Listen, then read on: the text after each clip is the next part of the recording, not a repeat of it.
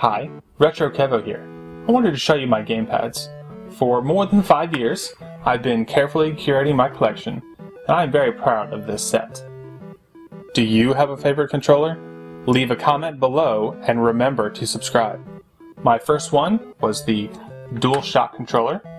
My parents got me the PlayStation for Christmas in the late 90s, probably 98. The joy of video games has been a great influencer on my life. From my first experience with Duck Hunt on the NES, to Penguins on the TI-83 graphing calculator, to late-night LAN sessions with Halo on the Xbox. Originally, I had an interest in framing them together to show how video game controllers went from Atari joystick to the DualShock to Dreamcast controller to the Xbox and everything in between. Maybe a little plaque underneath to say something important about it. I had big plans. I was going to mount the Atari joystick on the wall in the center and then spiral out with all the different gamepads. I began to research and grow the collection, and very quickly I realized I was never going to have a wall big enough for that. But I was in too deep, so I kept going.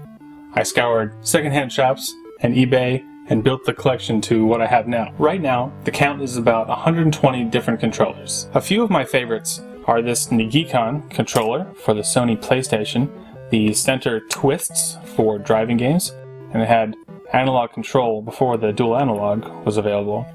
The red buttons here are also pressure sensitive for things like braking and acceleration. You will notice that this controller is missing some things like a select button and the left and right second buttons, and this makes it impossible to use for some games. Sticking with the PlayStation, another one of my favorites is this dual analog controller. You can tell it apart from the DualShock by the longer handles and the concave tops on the analog sticks. This one was produced between the original controller and the DualShock.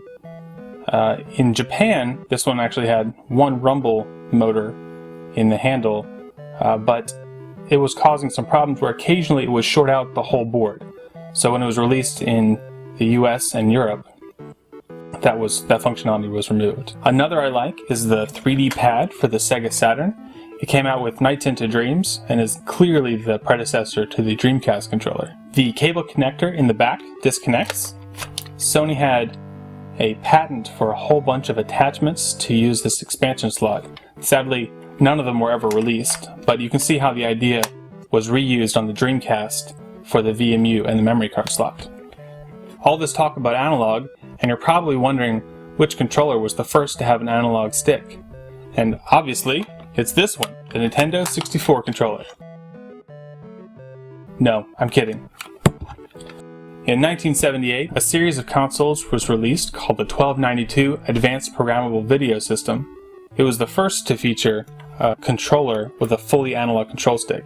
This one that I have here is the Interton VC4000. I have both versions of the Zapper for the NES. The orange one was released after a 1989 law in the US required all toy guns to have an orange tip. Here is a third-party controller for the Japanese version of the Famicom. It plugs into the accessory port on the front of the console. Here is the original controller for the Xbox, the Duke. This one is a beta version, model B2. This is the first controller that featured a breakaway connection in the cord, and I don't understand why it took until 2001 for this feature. My most recent acquisition is the Atari Joypad. It was released with the Atari 7800 and also packaged with the Atari 2600 Junior. I would love to show you all of my controllers, but I just can't. That would take too long, at least in a video. To solve that, I put the best parts of my collection in a book called The Evolution of Gamepads.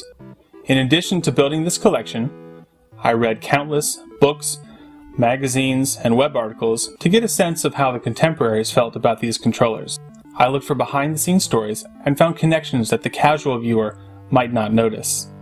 This book is full of pictures and information. Again, the best parts of my collection. I tried to take a history and collection like this and fit it into a book that you can put on your shelf or coffee table. You will love this book because you've gotten this far in the video. The book is available for pre-order now and will be shipping in early December. Thanks for watching.